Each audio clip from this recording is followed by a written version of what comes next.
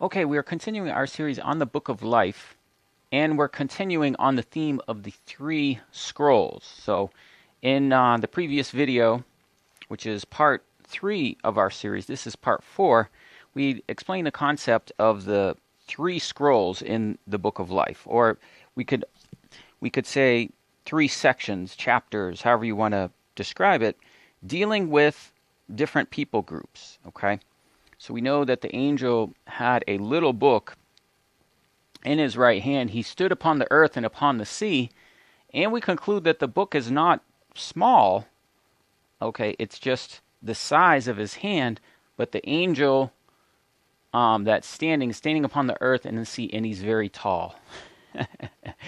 So if you were to take this book in the size of my hand and you would apply that to the height of the angel, he's about 500 feet tall. Okay. And that's what we see in Revelation 10. So the book that's in his hand is actually not small. It's just proportionally small in his hand, but he's very large. Thus, the book is very large. And the large book is described as being 20 cubits, okay, by 10 cubits. Now, this isn't exactly that proportion, but it's somewhat close. And that measurement we see in Zechariah 5. So basically, if we take that scroll and then we apply that to the measurement of the side of the book of the hand, that's how we came up with the height of the angel. So again, that's one of the books or one of the sections of the book of life, okay, pertaining to prophecy, pertaining to other aspects. And in this video, we're going to break down how we can see the book of life in Isaiah chapter 34. Principally Isaiah 34. We're going to look at Isaiah 35 as well. But these are deep concepts. I realize it's not really possible for you to understand the book of Revelation without understanding these concepts, these biblical principles that lie throughout the prophecy throughout. So in the previous video, we had explained to you how there are portions of land, okay, dealing with inheritance. There's portions of land dealing with the amount of people. So a population of people, all right, exists in a landmass, okay, exists in a population of how many people can you fit in the land.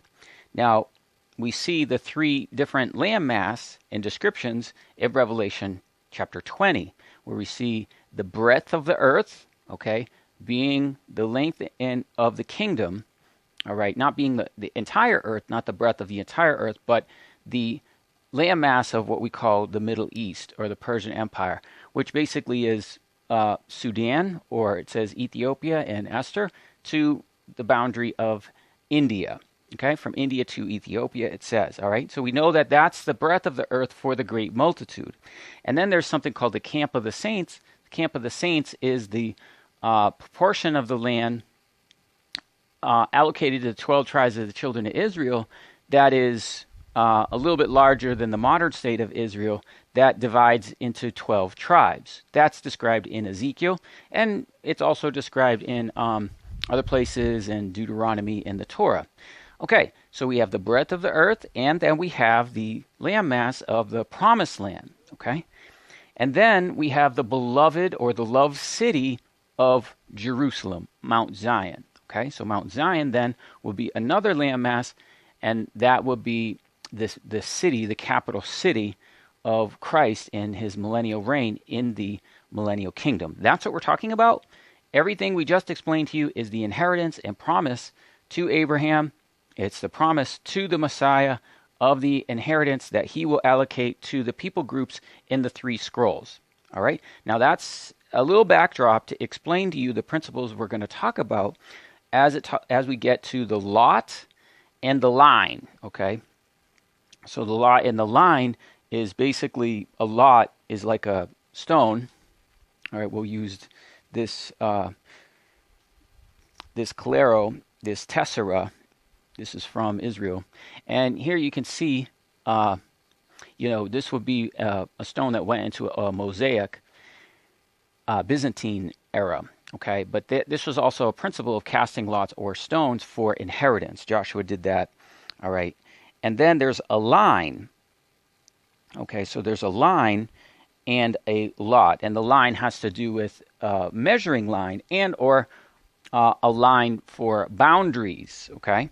And we're going to see that that's what the angel that we described, called the angel of the covenant, he also has a line that he measures, okay, the temple. He measures the temple and the altar, and he shows the line in Ezekiel chapter 40 when Ezekiel begins to measure the temple. So it's very important you understand the line, okay, the measuring line, and in Greek it's called kaleros, in Hebrew gorel, and that is the lot, okay, because we see both of these words used here in Isaiah chapter 34. Okay, so we just saw how there is the great multitude, there is the camp of the saints, that's the 144,000. Then we have the beloved city, that is the royal priesthood, the holy priests serving in the temple, and the other servants in the temple in the holy city, Jerusalem, Mount Zion. We saw that we could prove this of the three scrolls in Isaiah chapter 4, where we saw Jerusalem, Mount Zion, everyone written in the living, among the living, or the book of life, all right, in Jerusalem. The fruit of the earth, that being the wheat harvest. Them that escaped of Israel, that's 144,000, the camp of the saints. And those in Zion and Jerusalem, okay, being the capital city. Again, the three scrolls, all right, and this prophecy is to the 7 women, Isha, in the 7 churches in Isaiah chapter 4, verse 1. Okay, then in the conclusion of our last video, in the beginning of this one, we want to go back to Isaiah 34, because Isaiah 34 is clearly all the book of Revelation, all of it. All of it is. There's little points and little sections, and we're just going to try to make that as clear as possible to you. And we do have notes, so you don't have to write everything down. We'll have the notes available to you on this series. There's a lot, actually, you might want to make note of, because some of the things I'm going to say are not in the notes. This is a study I did a year ago, okay, but we just felt released to do it now because of the signs and things. Okay, had to reset, ran out of memory. So what we're going to do, we're going to get it into the study, and before we do, we're going to do a little recap of the last video and explain a couple concepts, then we'll go over the notes. The things in the notes you don't have to write down. There'll be a few things that I do mention that are not in the notes, okay, that,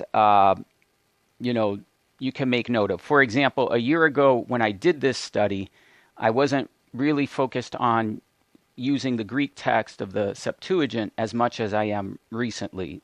In the last 6 months, the Septuagint has shown phenomenal information. So I don't have that all written down.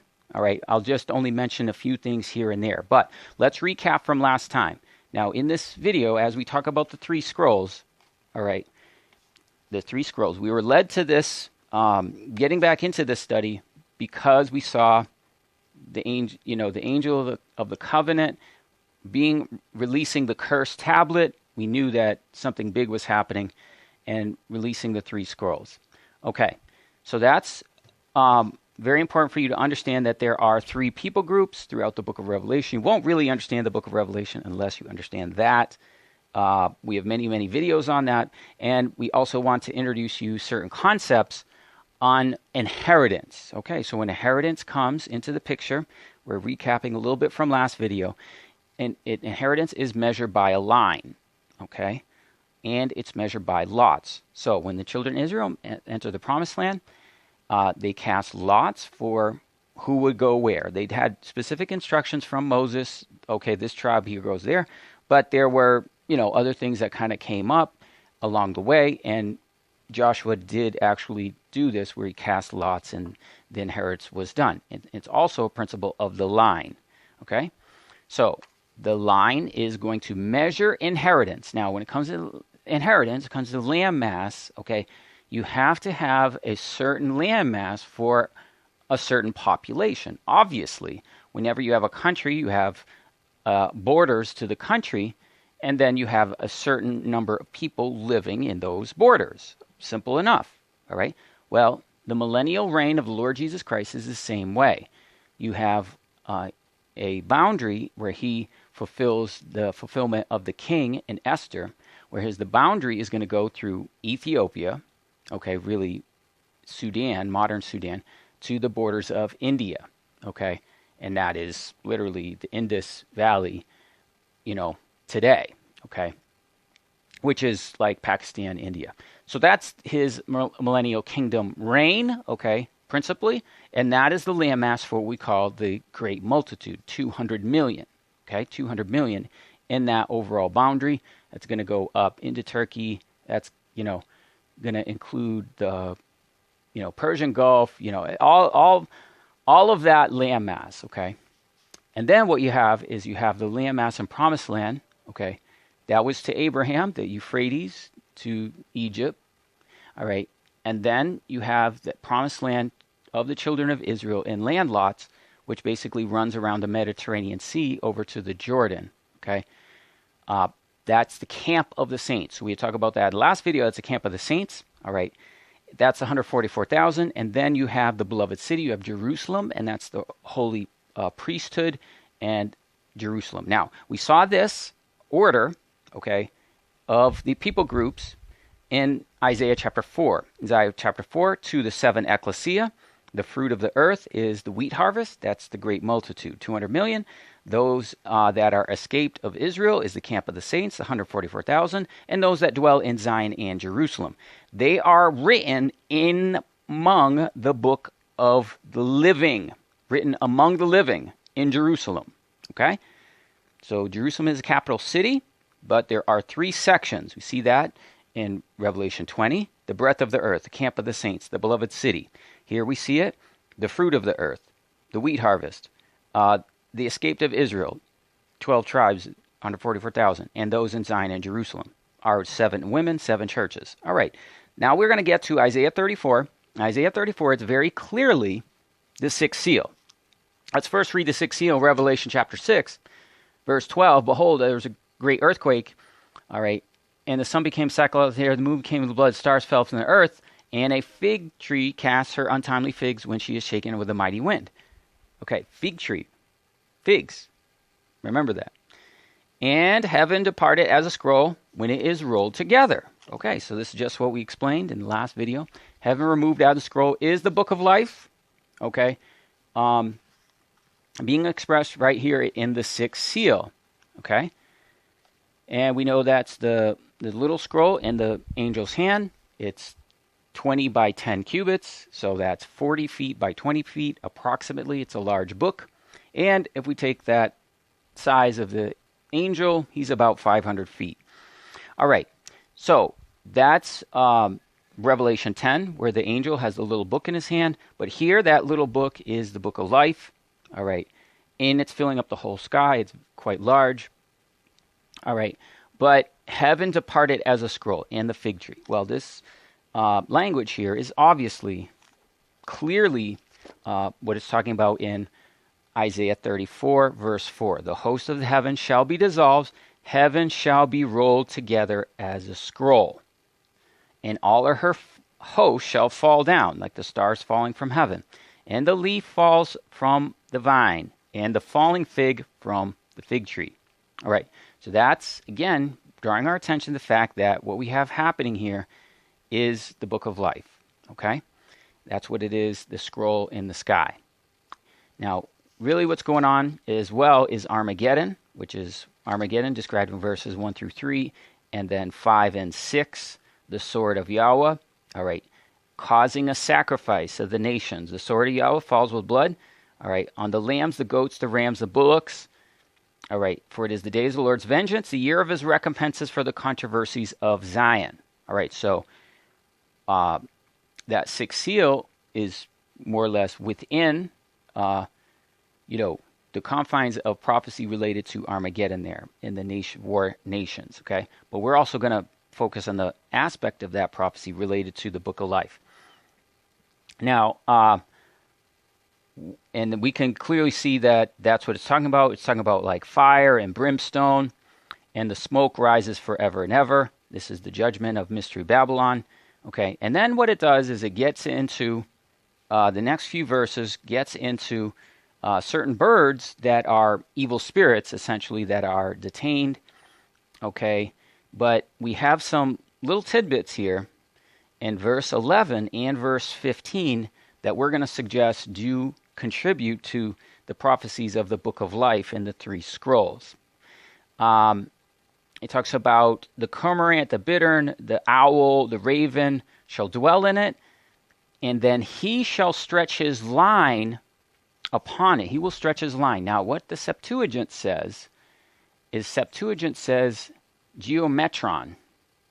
Geometron, like the word we get geometry and geometric. Okay, those words in English come from the Greek. And geo means earth.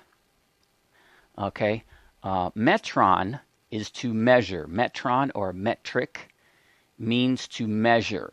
Okay, so those words we use in English are Greek words. And geometric is the measurement or the line measuring the earth. It's a surveyor. Okay, so this is unusual because really the Septuagint only uses, the best I can research, only uses that twice. Both times with a line surveyor.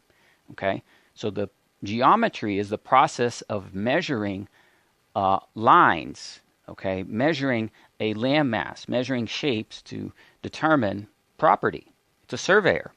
So that's also coming up in Zechariah chapter 2, verse 1, where the geometron, all right, the earth measurer, okay, has a line, and he measures Jerusalem. So that's what we believe is going on, because he has a line, okay, and stones. So stones, all right, is how you do the inheritance for the children of Israel.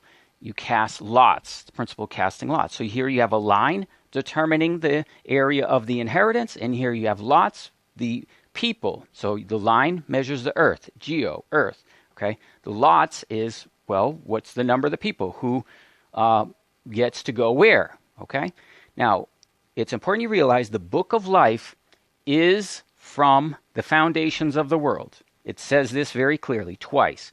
The Book of Life of the Lamb slain from the foundation of the world, Revelation 13:8, Revelation 17:8, whose names were written in the Book of Life from the foundation of the world. So, Leland, are you saying the names were written in the Book of Life from the foundations of the world? Yes, some are. That's clearly what it says, and this proves it. Because the language here is the line of confusion. All right, now if you just read King James, you're not going to understand anything of what this is talking about in terms of prophecy. The line of confusion and the stones of emptiness. Okay, now those seem like bad terms. A line of confusion and a stone of emptiness. No, they're not. What they're doing is talking about the stones, the lots for the people, the landmass, okay? And remember, the Book of Life is from the foundations of the world. Well, if you go to the Hebrew and you look at these words, confusion, all right, and emptiness, they're unusual words. They're only used 3 places in the Bible. So he starts out as a line of tohu in the Hebrew. Tohu, okay, is confusion. And stones or lots, void, bohu. Okay, so we get expression in Hebrew, the tohu and the bohu.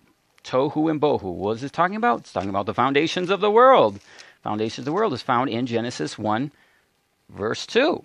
Let's go to verse 1. In the beginning, God created the heavens and the earth. Verse 2. The earth was without form, tohu, and void, bohu. Okay?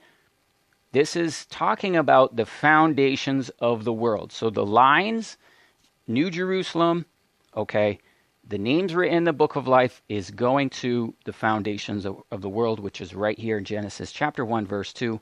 The earth was without form, tohu, and void, bohu. Darkness was on the face of the deep, and the Spirit of God moved upon the face of the waters. So that is what this is talking about. You will not understand this unless you go to the original Hebrew. Okay? The line of tohu, confusion, stones of emptiness. The earth was without form and void. Okay, so there's a line being drawn for the land and stones for the people. For what? Well, we have to look. This is the book of life. Isaiah 34 is the book of life. It was the heavens removed of the scroll. Now here you see foundations of the world. Okay, and therefore this expression is unique because it's only here. It's only Genesis 1:2. It's also Jeremiah 4 verse 23. All right, tohu bohu. Thus the line and stones create the boundaries, okay, for the three people groups in the book of life. Okay, and the lot in the line, all right, for Jerusalem. Okay, if we go, let's go Zechariah. I told you about that word. All right, geometric that we say in English. Well, it's really geometricon, or something to that effect in Greek. All right, so I lifted my eyes and looked, Zechariah 2:1. Behold, a man with a measuring line in his hand. And he said, where are you going? He said, to measure Jerusalem and see what is the breadth and the length of it. Okay, he's doing two measurements. He's doing two measurements, the breadth and height, because Jerusalem is New Jerusalem and it's a perfect square. So in a landmass of a perfect square, you only need two measurements, the length and breadth. Well, they're equal. Jerusalem is a perfect square, all right? But the Septuagint says geometric, okay? It's a geometron, a surveyor, a land surveyor. That's who has the measuring line. And the measuring line of what you see is a stadia, okay? A stadia is the measurements of New Jerusalem. And it's also the measurements of the Ezekiel temple, okay? Because a stadia is 500 cubits, and that's 1,050 feet, okay? So that is what it's talking about there in Zechariah, and that's what it's talking about here, because we have the same measurements going forth, all right, in Jerusalem, which we'll clearly point out, okay? So let's see. So there we see the tohu, the bohu, the line, the lots, okay? And then let's follow the notes here. We're going to also recap with the notes. But this is clearly the book of life, because in verse 16, it tells us, seek out of the book of Yahweh. Read. Okay, read. For he has cast lots for them. Okay, so now we get the same line and lots that we saw in verse 11 is also being described in verse 17. Okay, so the same thing. Landmass, inheritance, people, and lots. Cast a lot of the 12 tribes for them, and his hand divided Jerusalem, just like in Zechariah, unto them by line. Okay, they shall possess it forever and ever, in generations and generations. Okay, so there's the millennial reign, which is the landmass in modern times. Okay, then heavens and earth will be removed, and then there's New Jerusalem, okay, which is eternal. All right, so here that's what this is talking about, the law and the line. And therefore, the 144,000 are expressed as a wife, Isha. And they are gathered under the wings of a great bird by the Spirit. Okay? And that's what we see in verse 15. Okay, so we have the book of life. All right, and we have those being gathered under the wings of a great eagle. Okay? And we have mentioned that in the last video, but let's recap again. It says, seek out of the book. Okay, that's what we're doing. We're seeking the book. We're reading the book. We're not reading the names.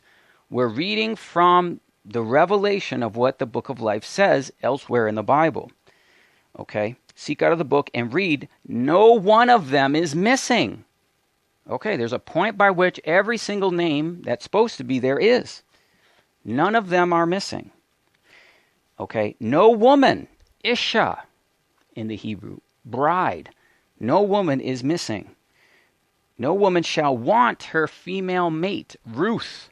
Okay, so the book of Ruth, her name means female mate. So there's a woman, there's a Isha, and there's a Ruth. Okay, well, the 144,000, they go 2 by 2, and they're expressed as the bride. Okay, and they're gathered in the two wings of a great bird.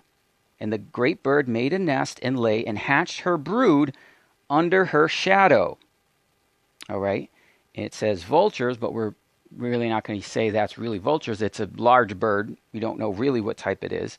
It gathered the Isha and the Ruth. All right, so it's gathering the bride. And then the next verse says, seek out of the book of Yahweh. So this is talking about the woman is given 2 wings of a great eagle. All right, that's what is happening in verse 15. Then the book of life is breaking down further the line and the lot, the inheritance in the book of life. Now this prophecy continues into Isaiah 35. And we don't have time to read the whole thing. We're just going to jump over to verse 5. It said, the eyes of the blind be opened, the ears of the deaf shall be unstopped, the lame will leap as a hart, and the dumb shall sing. Okay, what is this? The blind, the deaf, the lame, the dumb. Well, this is talking about the poor, the maimed, the blind, the halt in the wedding supper. Luke 14. Go quickly into the streets of the city, bring in the poor, the maimed, the blind, the halt, that the wedding, these are the guests at the wedding supper at the resurrection of the just. Okay? So that is clear. Once we realize all this symbolism and imagery of what is happening, that's why we have to do so much study of what the Bible says. Yes, there are 3 scrolls. Okay? Now let's just recap and go over our notes once again.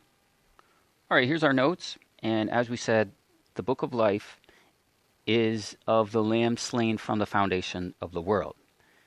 Revelation 17:8, whose names were not written in the book of life from the foundation of the world. Okay, so there were names written in the book of life from the foundation of the world. We also see this Ephesians 1:4, and we see this through the lot and the line. As we explained, the lot and the line in the book of life, proving the foundations of the world, some of the names are written. He shall stretch out his line without form, tohu. Tav, He, Vav, Tohu, and stones, or lots, of void, Bohu. Okay, Bet, He, Vav, Bohu. This expression, Tohu Bohu, is the foundations of the world as seen in Genesis 1:2. The earth was without form, Tohu, and void, Bohu. And this only appears in 3 places. Here, Isaiah 34:11, Jeremiah 4:23, and Genesis 1:2. All talking about the same thing, foundations of the world. Thus, the line and stones relate to the boundaries for the great multitude from the foundations of the world. So, line and lot, okay, relating to people and land, right? Lot and line for the camp of the saints in Jerusalem. Seek out of the book of Yahweh, the book of life. Read. He has cast his lot, the 12 tribes for them. His hand has divided it, Jerusalem. So we're reading verse 16, okay, where it's talking again about the line and the lot, just like verse 11, the line and the lot. You see that? These are clearly talking about the same thing of the line and the lot for inheritance and people. He will cast out the lot for the tribes of them, and his hand has divided it. Jerusalem, like we just described Zechariah chapter 2, the geometric. Unto them by line. They shall possess it forever and ever, generations unto generations. Okay? By what? Lot and line. So this is going to be similar. Children of Israel enter the promised land with Joshua. Okay? Verse 12 says, the nobles are nothing there. That's talking about the nobles, the leadership, the man-child. They are least in the kingdom. They shall call, and the princes shall be ceasing. Thus the nobles and the princes is the man-child in Jerusalem. Okay, so that's what it's talking about here in verse 12. And the 144,000 expressed as the wife of Isha, gathered under the wings of a great bird by the Spirit. Okay, and this is what we had mentioned in the previous video as part of the notes from the last one. Seek out of the book and read. No one of them is missing. No names are missing. No woman, Isha, the bride, shall want from her female mate, Ruth. They are gathered under the 2 wings of a great bird. The great bird made her nest and hatched her brood under her shadow. Okay? The vultures or great bird gathered Isha, the wife, and mate, Ruth. Okay? So that's them being gathered by the Book of Life instructions, okay, to Jerusalem. Now, this is also, as we said, the fig tree generation. Okay? The fig All right, and the great bird shall make her nest and lay and hatch a brood of chicks. That's what Christ said. I would have gathered you as a hen gathers her chicks under her shadow. Gathers the wife Isha and her mate Ruth, female companion. Seek the names from the book of life and read. Not one of them is missing. Okay? None of them is missing. So there's some point that all the names are there. That should be. No wife Isha shall want for her female companion Ruth. Then we continue this prophecy of these ones in Isaiah 35:5. The eyes of the blind, they shall be opened. The ears of the deaf shall be unstopped. The lame shall leap as a hart. The dumb shall sing. This is Luke 14.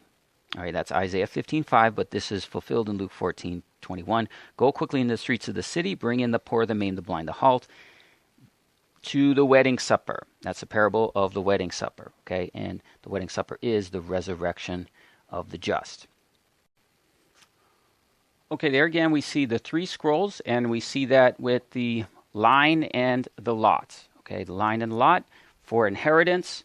So guys, it's a deep concept, but it comes by word studies, looking at original Hebrew, as well as looking at the original Greek and the Septuagint. Okay, so guys, definitely get the notes. I'm not the only one that teaches on the 3 scrolls.